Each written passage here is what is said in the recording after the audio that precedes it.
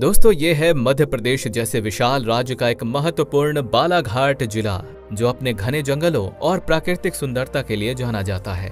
यही वो इलाका है जहां से देश के 80% मैग्नीशियम का उत्पादन किया जाता है। इसके अलावा यहां पर बड़ी बड़ी टाइल्स फैक्ट्रियां मौजूद हैं। बालाघाट जिला मध्य प्रदेश राज्य के दक्षिण पूर्वी हिस्से में बेनगंगा नदी के किनारे बसा हुआ है, अथवा इसका जिला मुख्यालय बालाघाट शहर में ही उपस्थित है।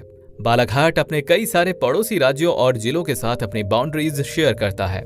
इसके उत्तर में मंडला जिला, पश्चिम में सिवानी जिला, पूर्व में छत्तीसगढ़ राज्य और दक्षिण में महाराष्ट्र राज्य की सीमाएं सटी हुई हैं। यदि मध्य प्रदेश की सड़कों पर चलते हुए ज्यादातर MP 50 नंबर प्लेट वाली गाड़ियां दिख जाएं, तो समझ जाइए कि आप MP के खूबसूरत शहर बालाघाट में प्रवेश कर चुके हैं। इसके इतिहास पर नजर डालें तो बालाघाट जिला अपने देवघर गोंड साम्राज्य का हिस्सा हुआ करता था, जो साल 1743 में नागपुर के मराठाओं के अधीन आ गया था। लेकिन कुछ समय बाद अंग्रेज सरकार ने अपने शासन के दौरान मंडला, भंडारा और सिवानी जिले के कुछ हिस्सों को मिलाकर इस जिले का गठन किया। हालांकि प्राचीन बालाघाट का वर्णन महाभारत और कई सनातन दंत कथाओं में भी मिलता है। आज के समय में तकरीबन 9,245 स्क्वायर किलोमीटर के क्षेत्रफल पर फैले हुए बालाघाट की आबादी महज 17 लाख लोगों की है। जिसमें बात करें इस जिले के लिंगानुपात की, तो यहाँ पर 1000 पुरुषों पर 1021 महिलाएं पाई जाती हैं, जिससे कि ये पता चलता है कि यहाँ मर्दों से ज्यादा औरतों की संख्या है। अथवा ये जिला शिक्षा के मामले में भी काफी तेज गति से आगे बढ़ रहा है। यहाँ की अनुमानित साक्षरता दर 78.29% की है। दोस्तों, बालाघाट जिले की मुख्य अर्थव्यवस्था और आय का स्रोत कृषि और खनिज उत्पादन पर निर्भर करता है। बेनगंगा नदी के किनारे बसे होने के कारण इसका अधिकांश भाग काफी उपजाऊ और उर्वरक है, जिस वजह से जिले के अधिकतर लोग कृषि करके अपना जीवन यापन करते हैं। यहाँ पर मुख्य रूप से धान, गेहूं और दलहनी जैसी फसलों का उत्पादन बड़ी मात्रा में की जाती है। साथ ही इस जिले में कई खादानों यानी कि माइंस भी मौजूद हैं, जहाँ से भारत सरकार द्वारा मैग्नीज और तांबा जैसे खनिजों का खनन भारी मात्रा में किया जाता है।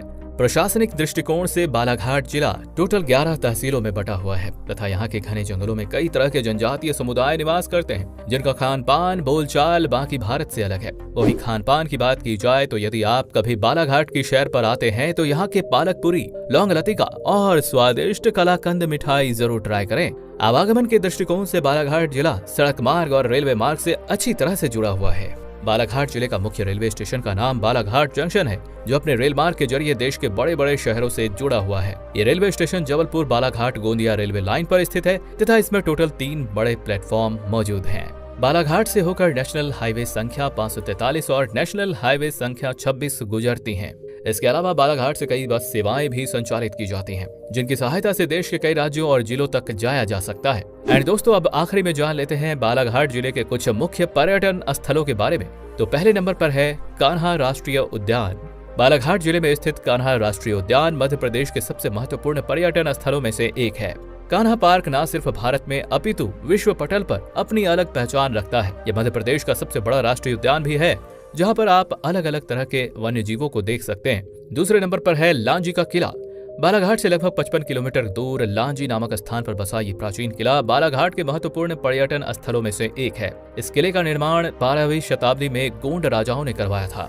ये ऊंची ऊंची मजबूत दीवारों से घिरा है, जो दिखने में काफी भव्य लगता है।